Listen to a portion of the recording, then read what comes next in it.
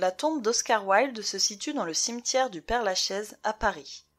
Depuis son installation en 1914, et même encore aujourd'hui, elle dénote au milieu des autres sépultures et attire de nombreux visiteurs.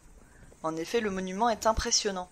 Sculpté dans un bloc de pierre de 20 tonnes, il représente un homme ailé couronné d'une espèce de tiare.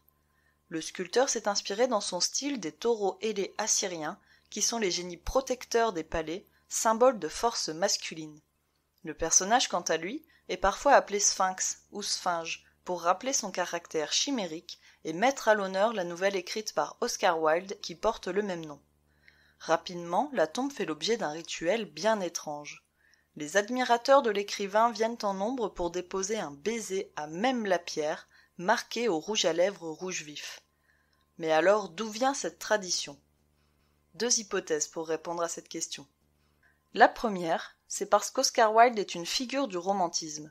Écrivain, romancier, dramaturge et poète irlandais, il est l'auteur de nombreuses œuvres où il laisse s'exprimer sa sensibilité et ses sentiments. Le désir d'évasion et le fantasme sont des thèmes privilégiés. Il s'inscrit ainsi pleinement dans ce courant artistique. Déposer un baiser sur un haut lieu du romantisme, pourquoi pas ? Deuxième explication, le baiser aurait une symbolique toute particulière qu'il faut aller chercher dans la vie d'Oscar Wilde. L'histoire commence dans les années 1890. L'écrivain est au sommet de sa gloire. Il entretient alors une relation amoureuse avec Alfred Douglas, et ce dans une société où l'homosexualité est condamnée par la loi. Le marquis de Queensberry, réputé pour avoir instauré les règles de la boxe anglaise moderne, et qui est le père d'Alfred Douglas, désapprouve totalement cette liaison.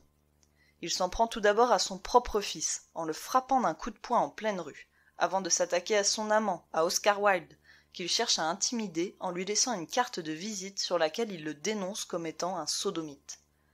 Oscar Wilde, qui possède alors une preuve matérielle contre le marquis, décide de l'attaquer en justice pour diffamation. Le procès débute en 1895.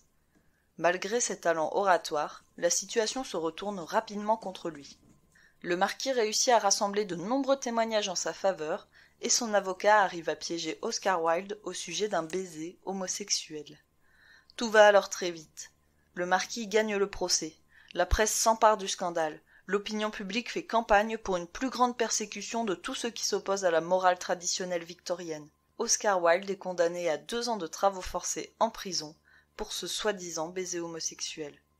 Il sortira malade et affaibli de prison à cause des conditions carcérales et mourra 3 ans après. Finalement, le rituel du baiser, qui se voulait vraiment être un bel hommage, a abîmé petit à petit le monument. Les graisses des rouges à lèvres ont pénétré profondément dans la pierre, ce qui explique qu'il ait fait l'objet d'une restauration complète et qu'il soit aujourd'hui protégé par des vitres hautes de 2 mètres.